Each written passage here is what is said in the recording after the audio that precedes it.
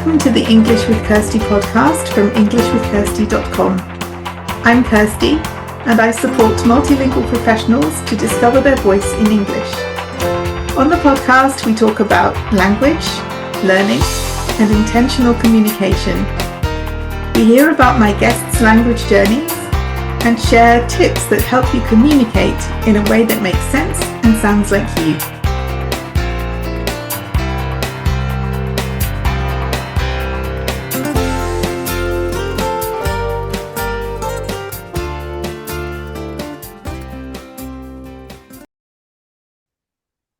Hi everyone, and welcome back to the English with Kirsty podcast. And this week we have the second part of our series on games and learning languages and working with games, whether you're teaching someone else languages or learning them yourself. So we had quite a lot of people who were interested in being part of this episode, and in the end I decided to make two groups because it's easier to get to know people better in smaller groups. And so that's what we've done. We have another 3 people here. One of them I know a little bit, the other 2 not yet, but we will know each other by the end of the podcast episode. And so I'm going to start by asking everyone to introduce themselves. So let's start with Sonia, because you'll know her voice from the previous episode we did together. So Sonia, let's find out who you are, what you do, and why you're interested in this topic about games. So my name is Sonia. I'm 31 years old. I am an English teacher. I'm also a translator. I was a translator before I was a teacher. I am an interpreter. And I also tutor kids from the 5th to the 11th grade in English, Portuguese, and history.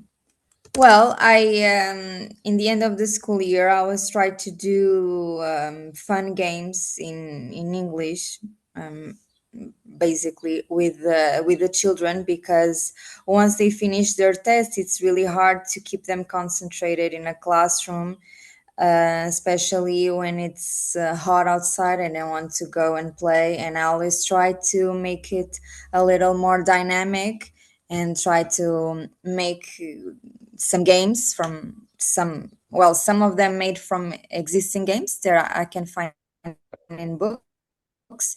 Others I try to create them by myself, but those are different games than board games, of course. Regarding board games, I when I have dinner or get together with friends, sometimes we play board games, of course, in Portuguese, but I believe that the majority of board games that we've seen, the recent ones, they include English words or references to British or American culture. And sometimes my friends don't understand those words, so I explain them what they mean and the context and everything regarding that. And when I was younger, I also played a lot of video games. Well, not anymore, of course, because I just don't have the time and the headspace. And many of them were only available in English or had not been. English has always been a part of gaming. Yes. Okay, so you were learning even when you didn't realize you were learning. Okay, well, thank you for your introduction. Yes, of course. And now, Thank Gwen, you so much. Let's find out about you. Hi, I'm Gwen. I'm from France.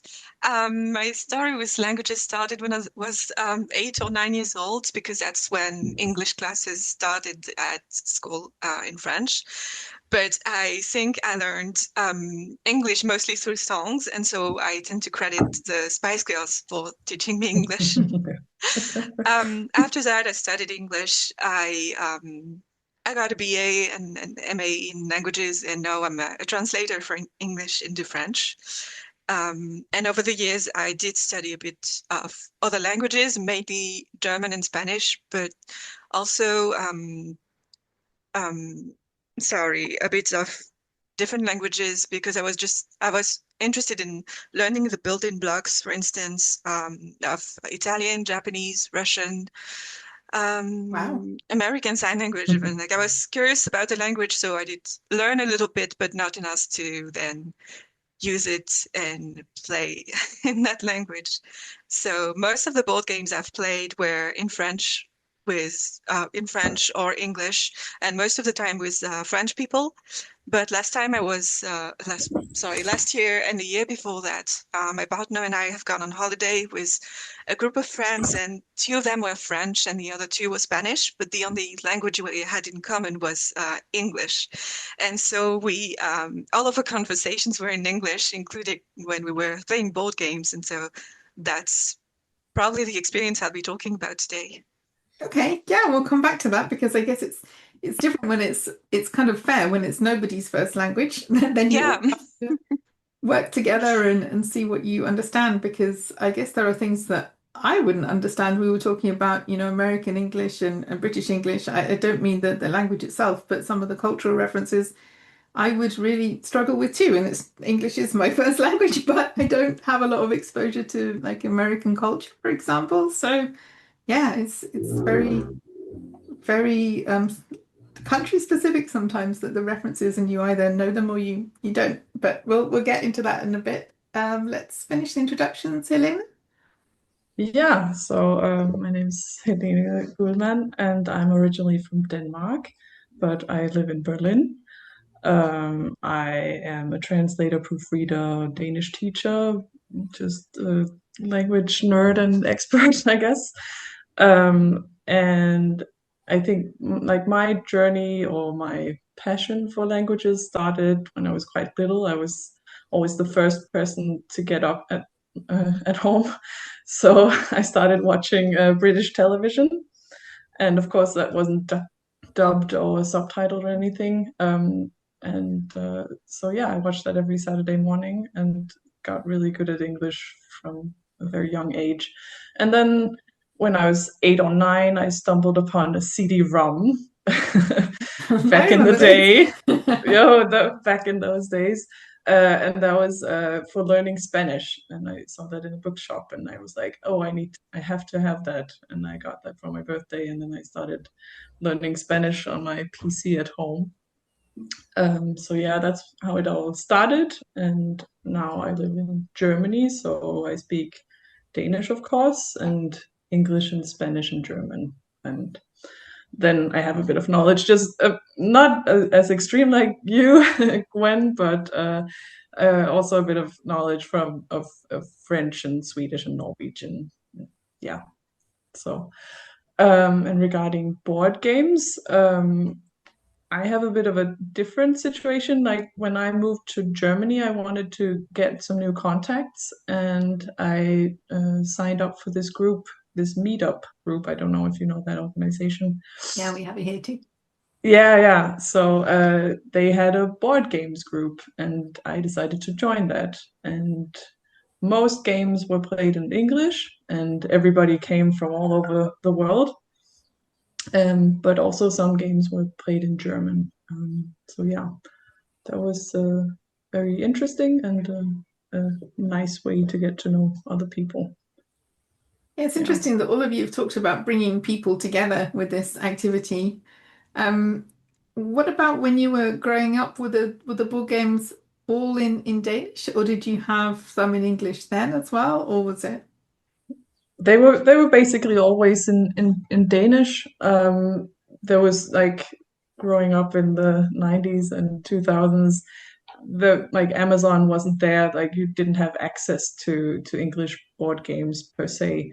But in our language classes, like for instance English, our teachers always had like some games that we played in order to like lighten up the mood, like you say, Sonia. And how was it in France? Were all games in French, or did you ever see other languages, like games in other languages as you were growing up? When I was growing up, I didn't really have anyone to play games in English with, so it wasn't, it wasn't an issue finding games in languages other than French. I didn't try to find any, so I couldn't tell Yeah, you. neither did I. When I was growing up, I didn't either. So, okay. So, going back to Sonia then, talking about your students, do you think it's supposed to be like a fun activity. It's a game, so it's more relaxing. But do you think that actually helps them with English as well? If you're playing English games, do they relax a bit more and then have less fear of speaking, or do they learn new vocabulary? How do you think it helps them? So you were talking about if the children, if I think they learn something with these games, right? Yeah, how does it help them to learn? Well, because it's a more relaxed environment, well, different than studying for a test, for example, or for a presentation. They let loose a little bit, and they seem to remember some words and things that they've learned throughout the school year, because we do this before summer break. But I also notice because well, they are there to have private lessons because they struggle with the language, of course. Mm. So like well, maybe two or three are they get really good grades, but the others don't. They get like from 0 to 5 they get 3. Yes, that's basically their grades. They come to me for help, and they are expecting my help, but I try to make them think as much as they can before I help them. But I think they learn well, they remember well, not actually learning, because the things they speak or that they write in those games they've already learned throughout the years. So I think it's more of like a remembering of the things that they've learned, and the things that we've talked about throughout the year, I think. Okay, so it's like reinforcing what you've done, and then they can do it in a more like a fun, more Yes, yes, relaxed way. yes, I think. Okay. And Gwen, when you were playing games with your multilingual group of friends, did anything surprise you, or like how easy was it for you to use English as this language for communication and for games and things like that? How easy was it to do everything in English? So for me, I I wouldn't say it was difficult because I work with English every day, so it was a bit like cheating, but it was interesting to see how so one of the friends I was with really doesn't speak English very much, and so she often needed to find ways to say what she wanted to say without knowing the words that she needed. And so it Mm, was like it must have required a ton of energy for her to yeah. like keep up with us all the time, but she was having fun with it and she was making puns in English, and it was really cool to see her like how she evolved throughout the week, where going from like really struggling to find her words at the beginning and having fluent conversations, even if she was making, mistakes, it didn't matter. I, I mean, I was really impressed with how it went, and it didn't keep her from playing board games at all. It, I really, she really expressed her usual personality in English, um, because someone else might have been shy, might have not spoken as much, but Mm. she really did not let it be a barrier. So that was really cool. And sorry, that's not really what you were asking me, but No, I think it it's is because I important would as have well, just, right? if that had been me, I don't know, a couple of years ago, like with, I noticed sometimes when I went to Germany, if I didn't know something, I didn't say anything. So I just sat there like, I'm not going to make myself look stupid, but it also meant I didn't share anything. And if you've got the courage to, I mean, I don't do that now, maybe, well, not with German anyway. I've moved on to some other languages and have but I think it's good when you've got that, it's courage because Yeah. her focus was on having fun, I guess. Like she was with her friends, she wanted to have a good time. So she did it and then probably achieved more than she thought she knew. Like when she was playing games later in the week, maybe she was saying more than she thought she could because she was trying. And that sometimes especially adults, I don't know, maybe with children they don't think so much about it, but when you're an adult, I think sometimes we overthink things and then we can prevent ourselves from having fun. Yeah, we're too worried about what people think about us. And in that situation, like she had nothing to worry about. So Nothing to lose. It's just yeah, fun. it was like a safe place for her as well. I mean, knowing her, even if she were playing with strangers, she would have just been herself. But on top of that, she was really with friends. So Yeah. there really wasn't anything to second guess. That's nice. But Yeah. sorry, yeah. So I think that's really also the power of board games when it comes to practicing and using language, because practicing language is not the goal there. Like it takes a lot of pressure off. The goal is that either like in a collaborative game, you would try to get the treasure or whatever together, or you have the goal of beating the other people. And so because it's not because it's more of a means than an end and it's on its own, then I feel like a lot of people just are more at ease and don't overthink things so much. And I think that creates a really nice atmosphere for learning as well. Yeah, and the point you made there about collaborative games, sometimes we don't think about that, but there are games where you only win if you work together with the other people, and it's not all about just like me against everyone else here. It's Yeah. about working together, and Yeah. that can really be a good way to build like social skills in another language too, without even thinking about it. But you're relying on each other and you're working together. So if one person is good at one thing, someone else is good at something else, that's good because you've got two strengths in the team. Yeah, definitely. Yeah. But how easy do you find it then? Would you suggest that other people who are moving to a new city look for like a board game cafe or a meetup group? Did it help you to meet new people and to make new friends? Yes, it definitely did. I would recommend it to anybody who has the time and energy. um, yeah, and like we had meetups and during the week and sometimes in the weekend and very quickly if you got on with somebody then they also had like they would invite you home and then they would have maybe a different group there and you would be introduced to maybe also some native speakers of the country where you've moved to. So I would recommend it to anybody if they want to learn a new language or just like get new friends, definitely. Yeah, and I guess it's also sometimes it's hard to meet people when you don't have a common goal. Like playing a game is also like a common goal because you're doing an activity together. And sometimes that takes away some of the pressure of like, oh, what are we going to talk about? Because you're talking about Yes. what you're doing. It's like giving you a focus that maybe you don't have if you try to make friends in other ways. So I've never done it, but I can see how that does make things easier to make those first connections. And then you can see after that whom you want to see again and whom maybe no.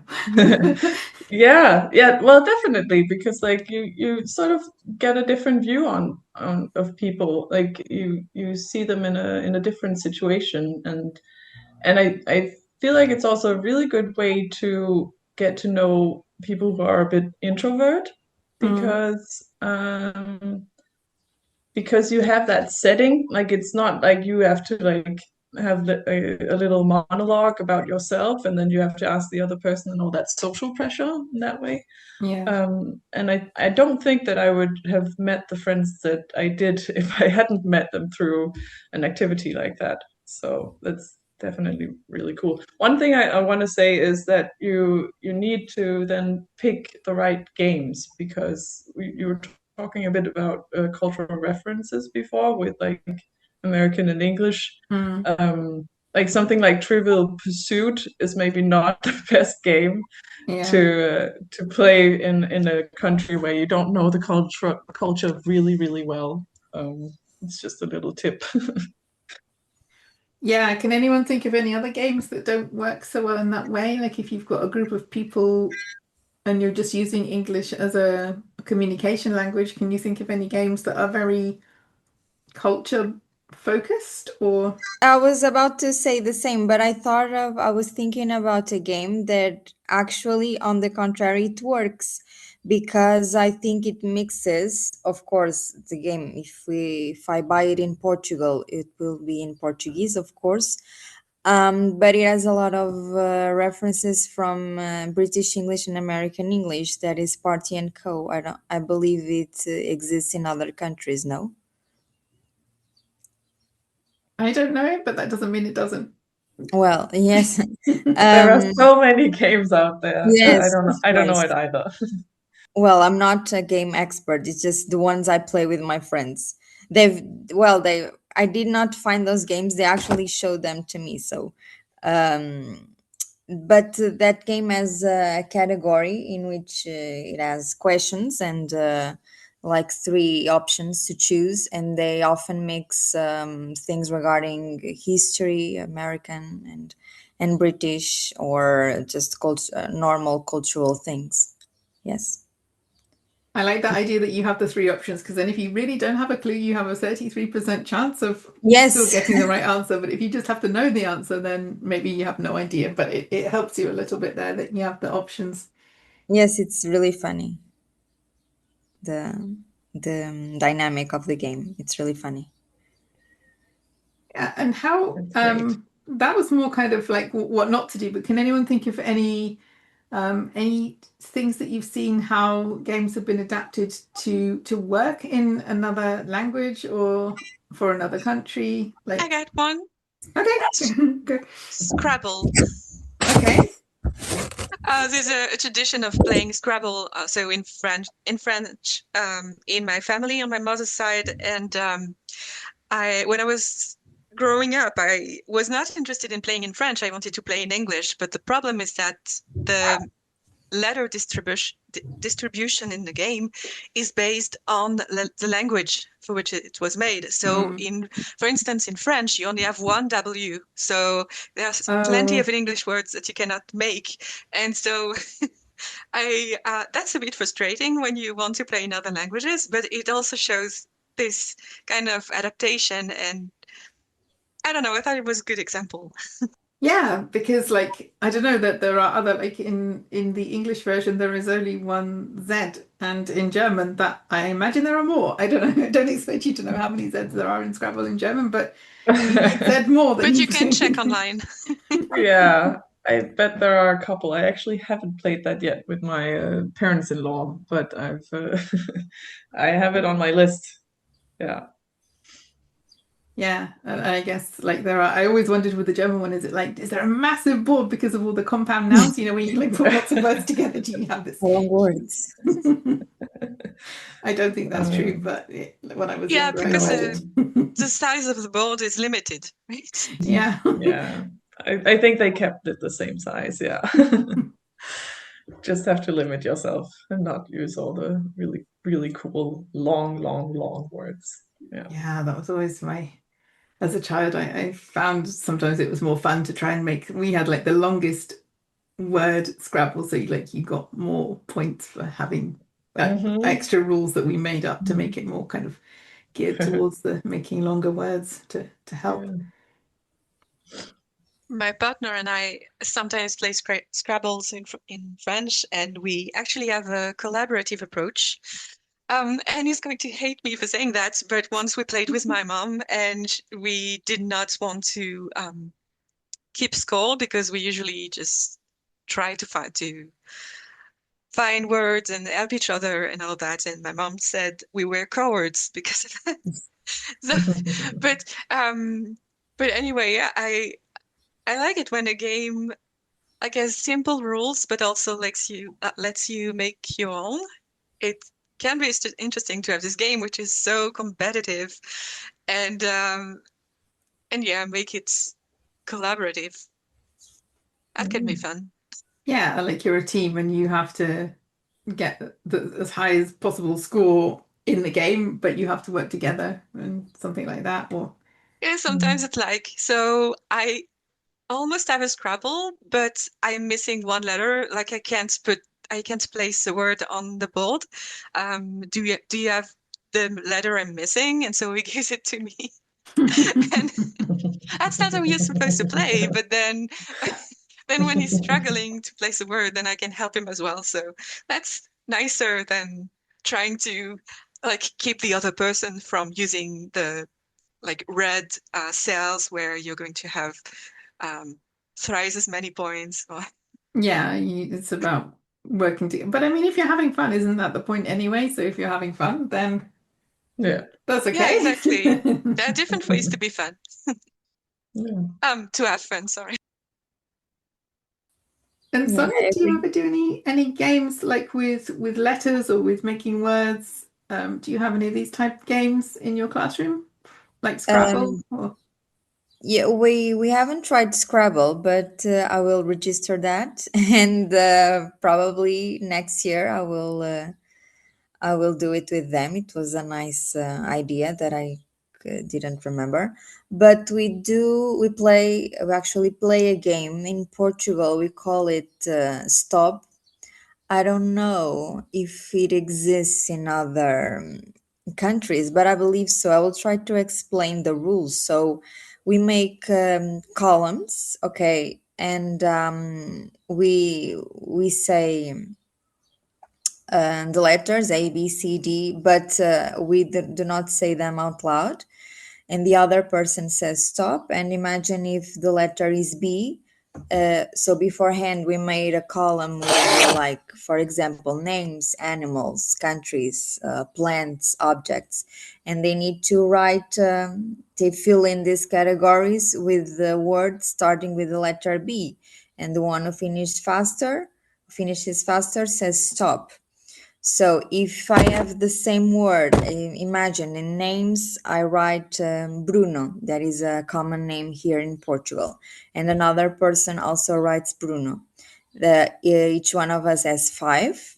But if I write Bruno and the other one writes Bárbara, that is another common name here in Portugal, we have 10 because we have different words. And then in the end, we make the calculations and see who wins. And I tried to make this game with the kids in English. It's really hard for them. It's really hard, but I tried. They know I it's think, mandatory. yeah, I mean, it makes you think about like what words do I know in the other Yes, language? Like if it's yes, animals, what animals do I know that begin with that letter? Or yes, or colors. And sometimes they do make up a lot of words, like trust. It's really funny. they want to What win, they're going to use any. Yes, they try everything to win. They're very competitive. And I end what up being the judge because when I play, of course, I always win. And they sometimes ask me, "Oh, teacher, come to play." And I say, "Are you sure?" Because for me, it's of course it's easier. When I played that game with friends, I always won. I just don't remember one time that I didn't actually. I really what like that game. may I ask how old they are, the kids that you teach? Well, they can be from 11 to 14. Yeah, Oh, okay. like, Right. yeah, in average, yes. Or 10 to 14, yes. Yeah. That's cool that they also still want to play regular games. Yes, yes. They really like that game. Or we have another one that is called Forca. So in the board we write only the spaces regarding a word that we are thinking about. Like imagine if it's, I don't know, orange. So well, I need to count. So orange, Six. Six. six letters, sorry. So we write six little spaces on the board, and one person says, okay, A. If the word has an A, we write the word in the specific place, okay? And if it doesn't, we start drawing, like first the face and then the arms of a little man that Mm-hmm. is being hanged because Yeah, we Forca have that too. is the Yeah. hanging. I don't know what it's called. It's called Hangman, no? Yeah. Oh, Yeah. okay. Yeah, So it's yeah. similar. Yeah, it's Forca is the hang mechanism. So Yeah. I And like that too. the object.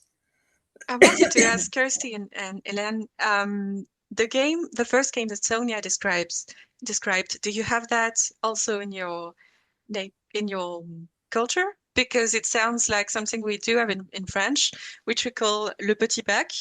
And le bac is the final exam at the end of high school. So Oh, okay. it's very ambitious, but it's exactly the game that Sonia described. I don't know the game, but maybe it exists. I haven't seen it here, but Well, I don't know it from my childhood either. Like that doesn't mean that it doesn't exist. But I know that they have something like that here in Germany. And they also have something like called city, country, river that people also play when they're on a long car trip. to keep the children from going, are they really there Exactly. yet? You want them to do Yeah. something constructive with the time. Exactly, yes. Okay. Yeah. And right at the end, I'm going to ask a question about recommendations, but I just had a question for Helena about do you ever find it frustrating that that things are in English because it's like inclusive, which is good to be inclusive, but if you are wanting to improve, say, your German or something like that, is there a good mix with things in German and things in English, or do you sometimes think, oh, let's do some more German? Or was your German already at the level where you didn't need to think about, oh, I need to work on using it actively? I think, well, in my case, it was really about meeting people. It wasn't so much about the language at that point, but there were people who made meetup meetings where it was about actually speaking German Okay. and playing the games in German. So that was pretty cool that somebody offered that as Yeah, an that's option. nice to Yeah. have the choice. Yeah, because as I said, like I really think that it's a really good way of learning. I remember back in the day when I was starting out learning German and like sitting in these adult gatherings, just like trying to listen. And when everybody's talking at the same time, it just takes a long time before you actually feel comfortable also participating. And I think that's Yeah. really cool with board games. It gives you also a bit more time because like especially like I said in collaborative games but also in competitive games everybody has their turn, so you basically have to participate and have your own turn, And you also have to wait. If somebody needs a bit more time, then it's just the way it goes. You give people exactly, the yeah, time they need. yeah. So I think it's a great tool. Yeah. Okay. And Gwen, have you seen board game cafes in France? Is that a thing that the people like to do? Or? I remember in the city I used to live, there was a large place. I thought it was I think it was an association, like a board game association, where you could become a member and borrow games from there, or you could just play there and meet people. And it was all in French. I mean, maybe some people were playing in other languages, but I didn't see it advertised. But this was not even a cafe. It was like the really the point was playing board games. So that was nice. I'm not sure there's the same thing here. Oh yeah, no, here there's actually a board games bar because it's not just a cafe. You can have a cocktail. Yeah, we have one of those. And there are other games too. I mean, they have like a pool table and football, but it's mostly board games. I don't think you can borrow them, but you don't need to be a member. You just pay for the time you spend there, and you can play, many different games. There are families, students. I mean, people of every age. So that's Okay. nice. Sounds cool.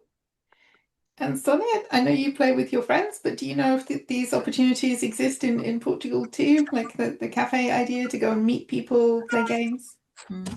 Well, in my hometown, the town that I live, it's a relatively small town, so we do not have that kind of concept. But I've heard about those kind of cafes in Porto. Um, I don't know the context and where the actual place, but I believed I've heard something about these cafes that you can go there and pick a game and play with friends or family or whatever. And I think you can choose from like really a lot of games. So I think it's an interesting concept. I need to find it one day, one of those cafes. See what it's like. Yes. And I know we focused quite a lot on board games because that was our topic, but does anyone have anything they want to add about other types of games?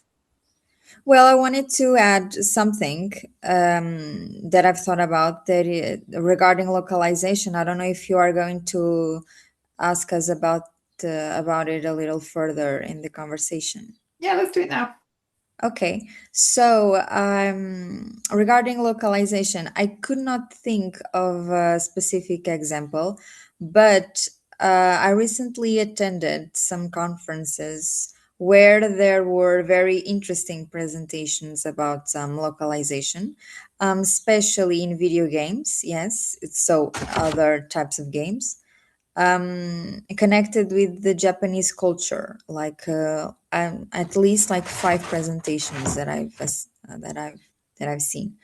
So, and I find it interesting because localization is not only about translating words, of course, but also about adapting the experience for people from different cultures. And I believe it's another world per se that is.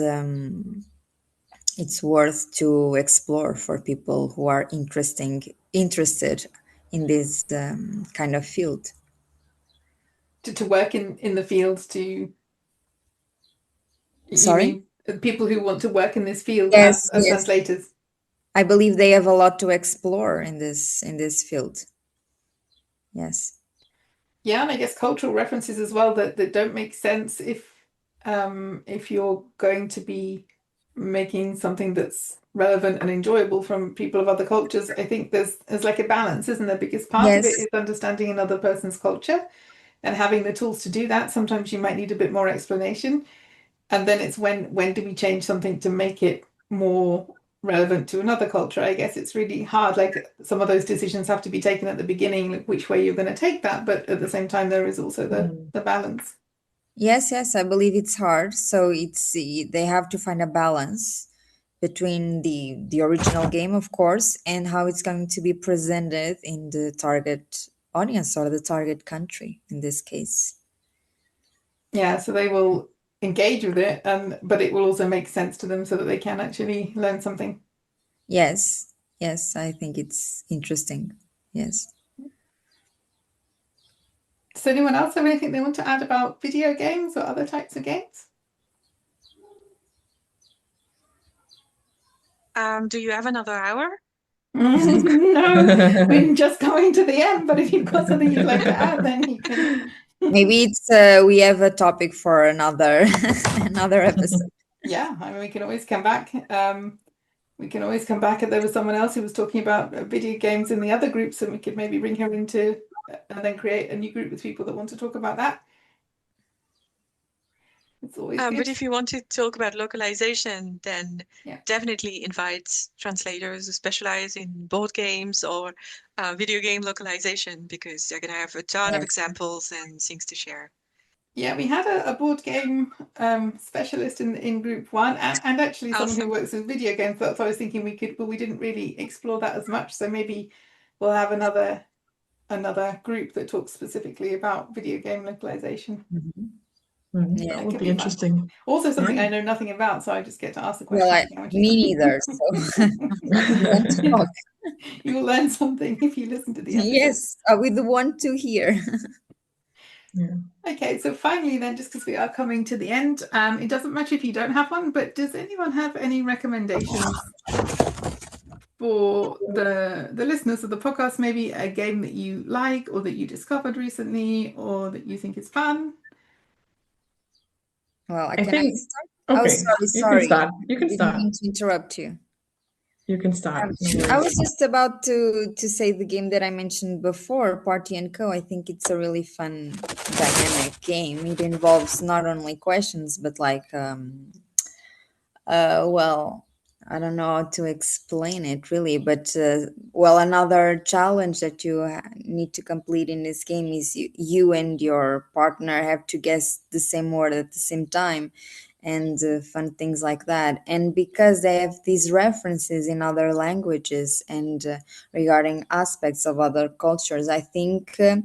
Um, it's besides being really really funny, it's a kind of a learning experience because it does not take the whole game. Okay, it's easy, but it has some hints about other cultures that I think makes it really really interesting. Yes. Okay, cool. Thank you. And Helena, did you have one? Yes, well, it's a game that I would recommend if you want to, if you're at quite a high level in a language that will that will be a challenge for you. It's called Code Names. I don't know if any of you know it. No. It's basically there's a lot of silence, um, but what's interesting about it is that you want to try to get the other person to guess 5 or I don't know 8 words that you have on your board, and you need to do that by finding some kind of common denominator between these words. So you could maybe group 4 of them together and find this like 5th word that groups them all together so that the other person can guess what the words are. So it's a challenge from a linguistic point of view, but also you need to know some culture, and yeah, I think that's a really cool game. Okay, so more for the advanced learners, but I guess you could make it like Yeah. a simplified version if you're a teacher, and then you could make it a bit easier to begin with, so you don't Yes. scare them, and then you could go Yeah, into yeah. harder You could questions. make the rules simpler and not make the time limit that short. Yeah. Okay, yeah, it's a nice I thing think like the Scrabble, you can adapt the rules. Yeah. I think the game I was going to talk about, one of the games I played with my friends in English. If I remember correctly, it's called Undercover, and I think it might be like the mobile version of Code Names or something like that. So Oh, okay. each player is given a topic, and you need to think of related words and share one word with the group. And so depending on the word you share, other players are either going to think that you're on their side because you got the same topic, or that you did got a different theme and that you're the enemy. And so you don't know if you're, so it's like citizens versus spies, and you get a topic, but you don't know if you're a spy yourself. And so you want to say something that's related to the word, but you don't want to make it too obvious in case you're a citizen and spies might guess what your topic is, and then they might use that to make it seem like they're on your side. Or citizens might think that you're saying something that has nothing to do with their topic, and then they're going to think that you're a spy, or they're going to unmask you or something. And so the first challenge in this game, when you're playing in a different language, is understanding the topic you're given. And if you don't, that can really not only ruin your chances of winning, but lead to a really confusing game. And sometimes confusion can be really fun. I know there was one word that like one word for which we had like 3 different interpretations in the group. Like we were I think we were 5 people playing, and there was one word, something like a marsh, or not a pond, but something to do with water. And different people understood it in different ways, and so the words that we said to play had nothing to do with each other. That was really fun. Yeah, that can create a whole new dynamic. I had a game with some of my with an English group, people doing an English course, and the game was you are not allowed to say you have a word and you're not allowed to say, and you're also not allowed to say 4 other related words to your word, but you have to describe it. And it was a false friend, and I didn't realize, or I didn't think, and I was like, oh no, because this means something else in German, but if you think it means the same in English and then you describe it that way, then your friends are not going to get the word because it's Yes, well, we in Party and Co they have that category, and sometimes I imagine if it's like I don't know, a British soccer player. Well, not, if there are boys playing, of course they will guess it. But if you know the person you are reading and know the person, but you can't, of course, say the name or some forbidden words. What I try to do at least is like split the words. Okay, imagine it's Jason. Like try to find references to someone like known in Portugal that is named Jason. I don't know, and the same thing for the last name. So it's kind of those tricks that you try to find. If you think the people that are playing will not understand, will not know who this person is. You would absolutely have to do that for me for football players because I have no idea. I don't. Yes. Yeah, that's another thing about collaboration, though, isn't it? Like thinking, how can I help this person to succeed by doing my part in a different way? Yes, because we're playing as a team, so your teammates need to try to guess the words. So you try to do everything you can. Yeah. And sometimes the harder you try to find a way, like the weirdest way you find to make someone guess something is going to really stick with them because you're going to be laughing. I mean, sometimes when you're playing board games, emotions run high, and emotions to help you remember words and phrases and moments, and so that can be really, really helpful. That's so true. That's hopefully so good true. emotions, not like, why did you say that? Good one, and typically like when you're playing a game and like everyone, sometimes people get angry, right? Or like yes, of course, pretend to be angry and start yelling at each other, and then like I for do that. maybe 3 hours afterwards, or like maybe whenever they see each other, like for a few weeks after that, they're going to refer to that board game. And so that's a really good way to make vocabulary stick. And if it's in another language, is it like, is she joking? Is she serious? I have no idea.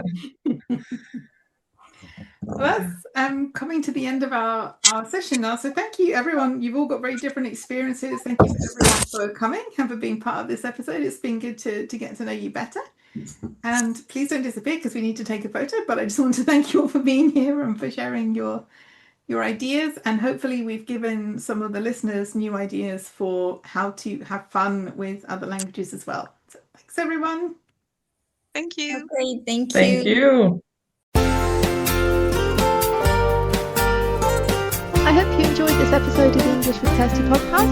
If you have any questions or comments, my email address is kirsty@englishwithkirsty.com, or you can go to www.englishwithkirsty.com/podcast, where you'll find information about the individual episodes.